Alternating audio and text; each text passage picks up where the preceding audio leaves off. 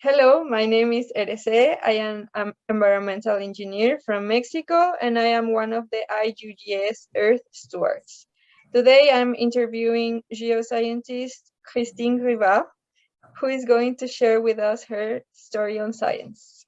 So, Christine, can you tell us how did you first become interested in hydrogeology? Yes, it's quite funny, in fact. I was finishing a degree in civil engineering, and I realized I didn't like it enough to do it for a living. So I started looking in the book containing all the descriptions of courses at Polytechnique, where I was studying in Montreal. And because at that time, internet was not accessible to normal people. It's a long time ago. And I saw this course called hydrogeology, and I just, it was given by the Department of Geological Engineering, of course, and I just knew I wanted to study this field for the rest of my life. I did a study on potential impacts of climate change on aquifer recharge, using well and stream hydrographs from across Canada. And the trends were generally not statistically significant. However, when we modeled a few areas using climate change scenarios, we could see that while annual recharge was fairly stable, quite significant differences could be observed between seasons. There was more recharge in winter, mainly because this season was warmer with more mid-winter thaws. And there was less recharge in summer, mainly because evapotranspiration was higher due to higher summer temperatures. So in your opinion, how has your research contributed to society? I'm doing my best. During my career, I have been with the Geological Survey of Canada for the last 20 years or so. I have characterized hydrogeological systems and studied potential impacts of climate change and oil and gas activities on shallow groundwater.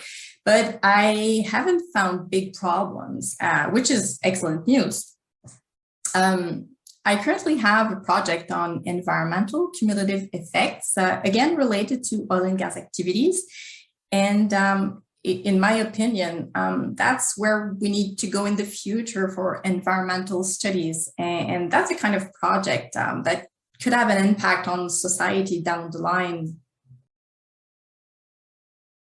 2 years ago, I started a project to investigate the potential for heat production from relatively deep wells in what is called a cold basin, which is a basin with a low geothermal gradient. As we heat our buildings about 6 or 7 months per year, I think this is a topic worth studying in Canada. As part of my job, I review environmental assessments to make sure that groundwater will not be affected by industrial activities. And I've participated in hearings to explain the best I could my knowledge, for example, a given system hydrodynamics or different concepts to scientific committees. So that the governments, federal and provincial, can make informed decisions. It is difficult to reach the population with scientific results. However, if these results are used by our governments, for instance, in regulations, I think our work is useful to the whole population. In my organization, outreach is important, and we organize or participate in events intended for students from primary school to university and the general public at times to raise awareness and knowledge of geology and, of course, hydrogeology, and to encourage young people to choose a scientific path in their studies. Mm. And last but not least, how would you motivate young people to get involved in hydrogeology or in science? Mm-hmm. This is very important. As I mentioned, we go to schools or groups come to us, and we talk to students using visual support like PowerPoint presentations with drawings and with photos from the field, for example.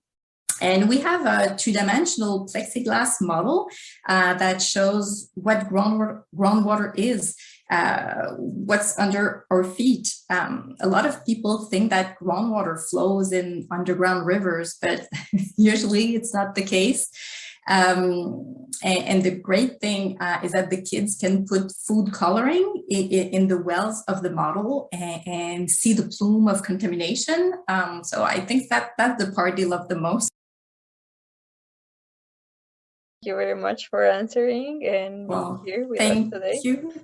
Thank you. And thank you very much for interviewing me. And your questions were excellent. Thank you.